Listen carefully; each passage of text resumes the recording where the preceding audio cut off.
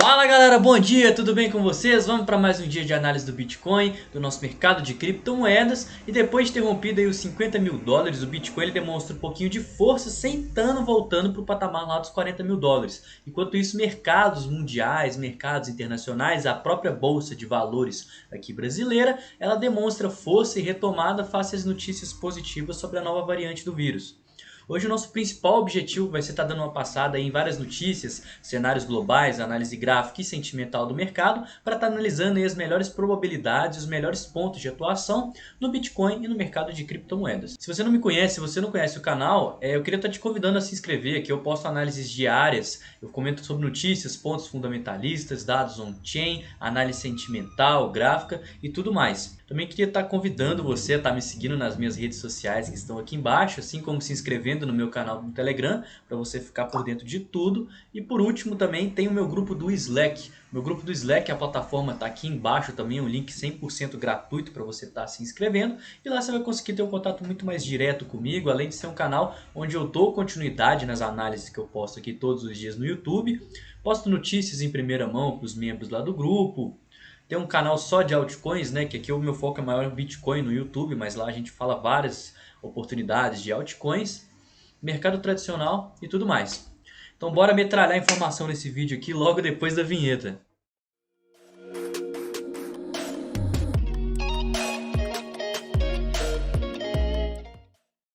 Galera, começando com notícia, que a gente já consegue ver que a terceira maior baleia de Bitcoin, ela chegou a comprar mais 137 milhões de dólares em Bitcoin, né, no preço aqui médio de 50 mil dólares. Essa terceira maior baleia, ela fez compras aí semana passada, na segunda-feira, se eu não me engano. Ao longo dessa queda que a gente viu aí no final de semana e no começo dessa semana, ela comprou mais 2.700 Bitcoins, 2.700 tokens aí. A gente consegue ver aqui que totalizou 5.600 tokens de Bitcoin, né, nas últimas 2 semanas. E aqui tem todo o histórico de compra delas. A gente consegue ver aqui os dados da própria blockchain, né, mostrando a carteira aqui, fazendo transações.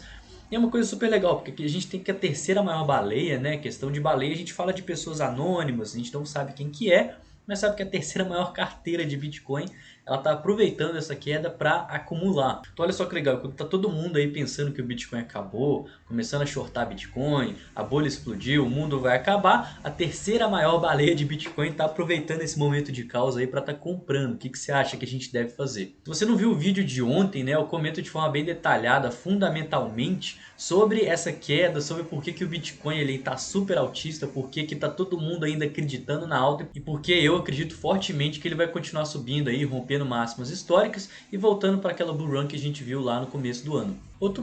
Outro ponto que eu queria estar passando com vocês é a atualização da Ethereum, que ela vai acontecer aí nas próximas 24 horas, está prevista aí para acontecer amanhã. E eu vou explicar primeiro o que são essas atualizações, né, que o Ethereum está passando, porque todas elas têm o foco final no Ethereum 2.0, que está previsto para ser implementado no primeiro semestre do ano que vem. A Ethereum ela é uma blockchain que ela funciona através do Proof of Work, ou seja, prova de trabalho. Ela precisa de máquinas de mineração, essas máquinas elas gastam energia e o contexto aí de toda a atualização é fazer com que a blockchain ela pare de funcionar no método Proof of Work e comece a funcionar no método Proof of Stake, ou seja, prova de consenso.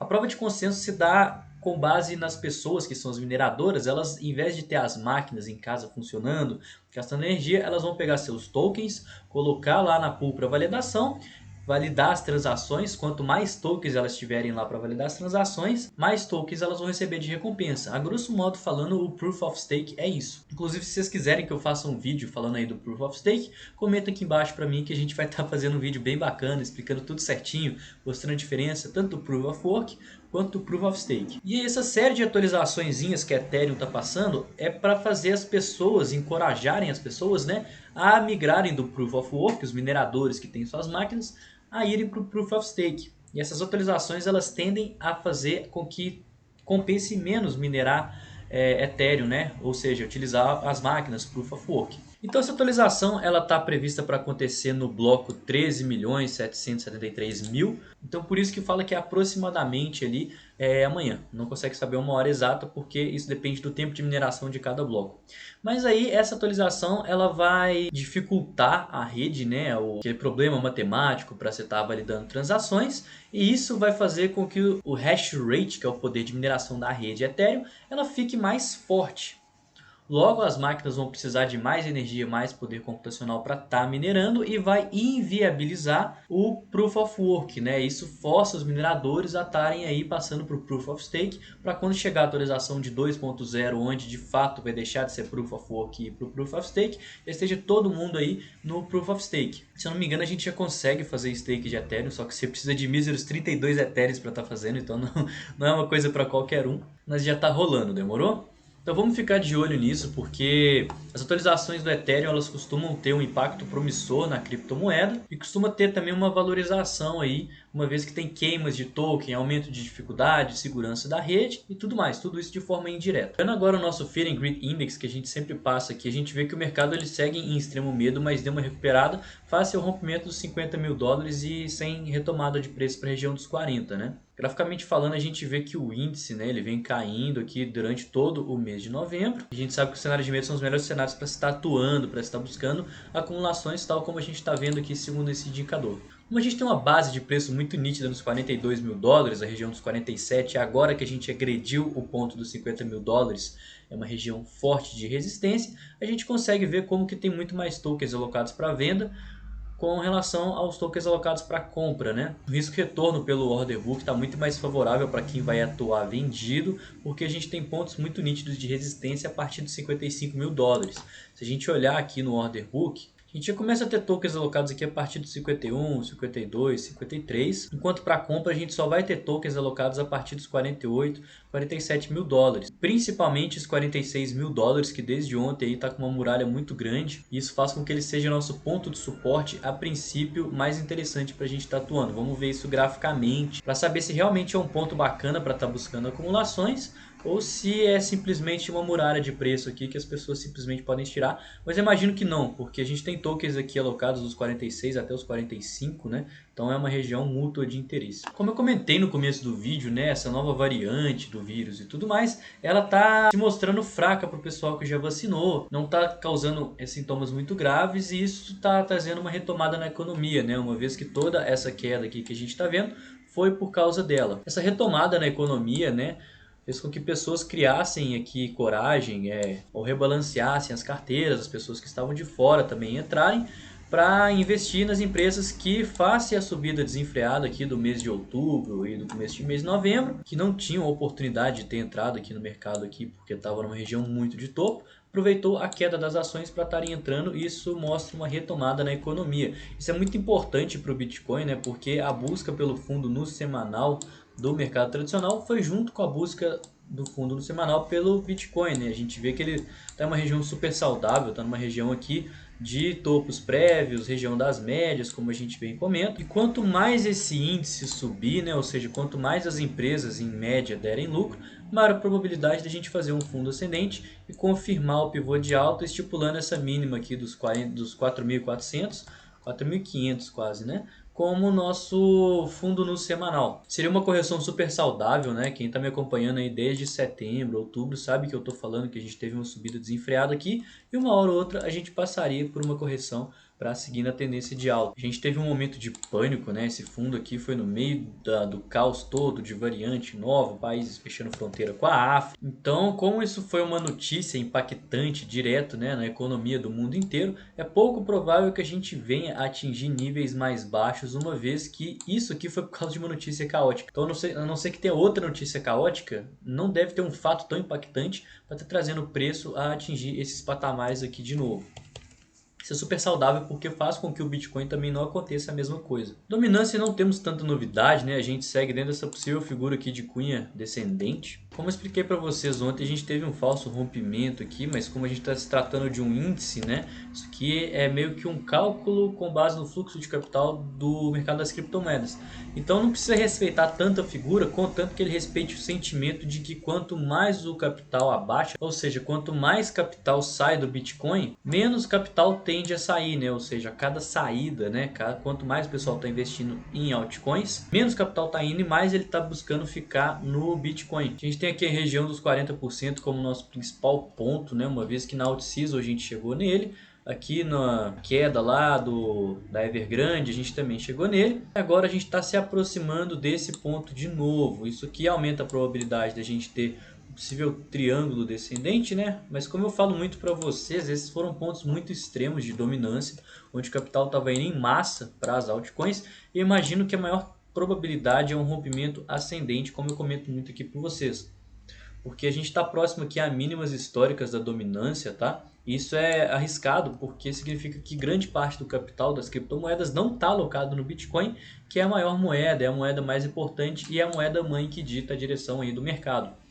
Então, por conta disso, eu acredito que uma consolidação e rompimento para cima é o cenário mais provável e o cenário mais ideal para o mundo das criptomoedas. E lembrando que toda vez que a gente passar aqui dos 50%, o Bitcoin fica muito mais forte do que as altcoins, como eu comento muito aqui. Galera, o rompimento de fato aqui da região dos 50 mil dólares e principalmente da região das médias fez o nosso gráfico de 4 horas ficar numa tendência muito nítida de alta, né? Agora a gente começa a olhar por topos descendentes no gráfico diário aqui, que para mim é o gráfico que vai mandar. A gente tem região aqui de fundos prévios, né? Como vocês conseguem ver aqui, eu vou até marcar desse jeito aqui que fica mais fácil de ver. Essa região aqui dos 53 mil dólares passa a servir de resistência, tal como a gente viu aqui no nosso livro de dívida, né? A gente começa a ver tokens alocados a partir daqui. E depois só na região aqui dos 57 até os 60 mil dólares, que se mostrou de grande interesse aqui da maioria dos investidores, né? Se vocês estarem dando uma olhada aqui, é uma região bem interessante. Sem falar que quanto mais para cima for o preço, também é super interessante porque aumenta a probabilidade de formação de fundo ascendente e pivô de alta, uma vez que o nosso fundo prévio está aqui nesse ponto aqui dos 42 mil dólares. Não considero essa sombra aqui como fundo porque a gente precisa, né, uma tendência feita por topos e fundos e a gente não chegou a fazer um topo, a gente tem busca desse topo ainda. Então não, isso aqui não pode ser considerado assim um pivô de alta, seria bem forçadão falar isso. Por mais que tenham pessoas que considerem. E agora é a hora de fazer parciais para quem acumulou, né? Quem está querendo comprar, eu não recomendo entrar, né? Tem que esperar a formação aqui de um fundo ascendente, que é quando os touros que ficaram de fora desse movimento, desse flush aqui, vão estar buscando atuações. Lembrando que ainda assim é para tomar cuidado com o Bitcoin, porque a partir do momento que a gente fizer um pivô de alta aqui no gráfico diário, a gente vem pelo gráfico semanal e o gráfico semanal vai precisar fazer um topo muito provavelmente descendente. Porque a gente tem aqui os 69 mil dólares, né, 70 mil dólares, como nosso topo prévio. E a maior probabilidade é que a gente faça um topo descendente contra ele, para aí vir buscar aí por um fundo ascendente, fazer uma espécie de padrão de equilíbrio, ou então se o mercado estiver muito bullish, né, fazer um pivô de alta aqui, para aí sim estar criando segurança para retestar máximas históricas. Em quaisquer dos cenários, né, eu vou buscar aqui parciais de algumas posições que eu tomei, para deixar o meu stop aqui abaixo dessa mínima, com certeza, para estar entrando com mais confiança nesse fundo ascendente. A partir do momento que esse fundo ascendente formar, a gente já tem um cenário mais otimista no Bitcoin. Principalmente minhas parciais, elas vão ficar aqui nessa área do nosso topo descendente no semanal, que é a maior probabilidade de acontecer, e eu vou entrar mais pesado na formação do nosso fundo ascendente, caso a gente tenha aqui um volume acrescente, né, e dê maior probabilidade, confiança para a formação de fato desse fundo ascendente. Eu acho que essa aqui vai ser a melhor oportunidade de acumulação aí do Bitcoin graficamente falando, porque a gente vai confirmar esse ponto aqui como mínima do mensal e muito provavelmente aqui criando uma bela de uma base de preço, né, com essas semanas e meses todos de consolidação para estar rompendo 70 mil dólares de forma saudável. Enquanto isso, o nosso long short ratio ele vem caindo, né? Então esse aumento aqui de open interest, esse aumento de liquidez, ele é proveniente da quantidade de pessoas que está entrando shortando esse movimento face a uma região de resistência aqui nos 53 mil dólares. Como a gente tem tendência de baixa no diário, a gente está em busca desse topo, realmente é um risco retorno muito favorável para se estar atuando, mas como essas pessoas elas estão armando posições para o curto prazo, significa que quanto mais o preço subir, mais pessoas vão ser liquidadas e com isso mais as baleias elas vão estar distribuindo. Um bom indicativo de formação de topo é caso o nosso long short ratio venha testar valores aqui abaixo de 1, ou seja, a maioria do mercado apostando na baixa. Historicamente falando, foram os pontos assim que definiram os topos de uma forma assim quase que milimétrica, e principalmente quando mescladas a liquidações, quando a gente tem um valor muito grande de liquidações. Igual quando a gente vê nesses pontos aqui, ó, são pontos clímax, são pontos chaves para o gráfico. E muito provavelmente esses pontos chaves aqui devem acontecer aqui em algum lugar para cima. Eu imagino que não deva ter tanta liquidação igual aconteceu aqui, porque foi um marco histórico quase. Mas aí pelo menos uns 20 milhões de dólares eu imagino que seja um número bacana aí para a gente estar olhando pontos de distribuição e clímax no volume. Como a gente teve bastante liquidação aqui embaixo, o mercado está se mostrando aí com uma retomada, a gente está voltando a ter liquidez acrescentada, o nosso sentimento de mercado ele não está dando muita direção, por mais que ele esteja tendendo à alta. Pessoas apostando na baixa, né, à medida que o preço sobe, mas ainda assim não é uma liquidez tão grande face a toda aquela que gerou a liquidação de sábado que a gente viu. Então isso dá mais confiança para os touros estarem levando o preço aqui para cima e para a gente estar buscando parciais também à medida que o preço sobe, né, principalmente chegando aqui na região dos 53 e, como eu mostrei graficamente para vocês, na região dos 57 até os 60 principalmente. Então, como sempre aqui as nossas considerações finais, né? Enquanto o gráfico de 4 horas se mantém numa tendência de alta aqui saudável, a gente segue em busca de nosso topo descendente pelo diário. O diário acaba que passa a ser o nosso ponto-chave, né? E quanto mais o preço subir, mais eu vou estar interessado em fazer parciais. Sempre de olho no nosso VPVR para a gente estar olhando zonas aqui de interesse, né? Até se eu colocar um gráfico menor, a gente consegue ver aí mais pessoas que negociaram em áreas. Isso torna aqui a região dos 57 uma região bem interessante aqui para estar buscando distribuições, né? Agora o preço ele está chegando perto de onde a gente tem quase que um gap aqui, né? Então é uma área que por conta de não ter tanta negociação, a gente pode ver aí o preço se deslocando facilmente, pelo menos até chegar aí à região dos 56. 56 não, 53, falei besteira aqui, né? Onde eu marquei a linha aqui. De onde a gente tem fundos prévios, média, a gente vê aqui que foi bastante respeitado, né? Região de resistência, região de suporte, suporte, suporte, tudo aqui atrás, que serviu de resistência. Suporte, suporte, muito provavelmente vai servir de resistência aqui também. E caso rompa isso, a gente vai ficar de olho aqui nos 57 até os 60 mil dólares. Por último, olhando aqui no gráfico de uma hora, a gente pode ter uma possível cunha ascendente, tá? Vamos ver se a gente consegue ter mais toques aqui embaixo para validar ela. Mas essa linha de resistência inclinada aqui, ela está sendo respeitada e ela está aqui muito próxima a uma resistência. Então, caso a gente veja o preço romper aqui para baixo, pode ser o gatilho para reversão de tendência no 4 horas. É prematuro falar, né? A gente só confirma figuras de fato quando elas acontecem. Ela pode ser facilmente invalidada por estar se tratando do gráfico de uma hora, que é um gráfico assim que não tem tanta relevância, né? E um rompimento dela poderia simplesmente levar o gráfico de 4 horas a fazer um fundo ascendente, mas o que manda nesses rompimentos são volume. Você vê que no gráfico de 4 horas ela nem está sendo tão forte, né? Mas quem opera operações de curto prazo pode aí estar pensando em armar uma operação com risco de retorno favorável, né? Você tem aqui um stop muito nítido nos 53 mil dólares, né, acima dessa região aqui, enquanto você tem um retorno aqui bem bacana, né, quase que um risco de retorno aí de 3 para 1. Então vamos ficar de olho aí nessa região das médias, essa região de topos e fundos prévios aqui, que eu acho que ela é bastante importante, e principalmente na região dos 60 até os 57 mil dólares. O vídeo de hoje foi esse, galera. Espero que vocês tenham gostado. Se você não conhece o canal, seja bem-vindo. Aqui eu posto análises diárias como essa, dando focos em questões fundamentalistas, sentimental, análise técnica, notícias, análises on-chain e tudo mais.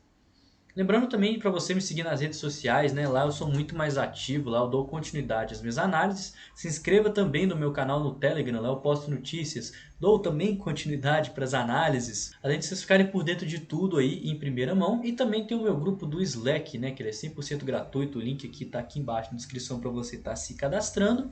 E lá vocês têm um contato muito mais direto comigo. Lá tem uma série de canais aí para a gente estar discutindo sobre altcoins, sobre Bitcoin, mercado tradicional, mercado global. Lá notícias saem assim na hora, porque tem um bot que faz isso. Tem o canal de chat, dúvidas, bom, uma série de coisas aí para vocês estarem lá. E eu vou ficando por aqui. Tenha uma ótima terça-feira, tá? Uma ótima semana, excelentes investimentos e tamo junto, galera!